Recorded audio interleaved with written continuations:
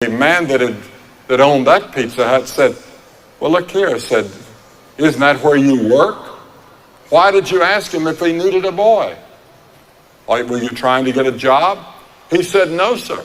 He said, I work there. I just was checking up on myself. And so that's what we want to do in this book of 1 John. Check up on ourselves to heaven. The gospel, to know how to live the Christian life and to be sure that you do know Christ. There's so many people that go to church and so many people that have been baptized and so many people that have been confirmed in the church, but they don't have the assurance. They don't have the certainty. They don't know for sure that you have eternal life.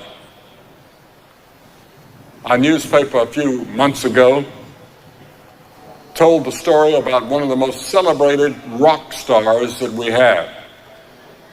And he had already reached the age of 40. And he was quite discouraged that he had gotten so old. And he and his father had been separated for many years. He didn't know where his father was. And now he had become rich. The rock star was rich. But there wasn't a single time that he didn't crave to know his father. And he knew that his father had gone to England, so he hired detectives to go and search out his father. And finally he found his father. And he flew to England to be with his father.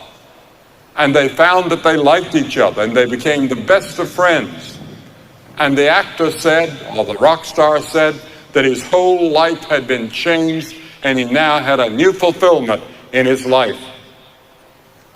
Another example that life is not made up of materialism. It's not made up of things. It's not made up of thrills. It's made up of relationships. And that was a relationship between father and son. And today we have so many families that the mother is rearing the children. And she has to work. And what a tremendous responsibility she has. And I think if you are a child in a home that's a one-parent home, you ought to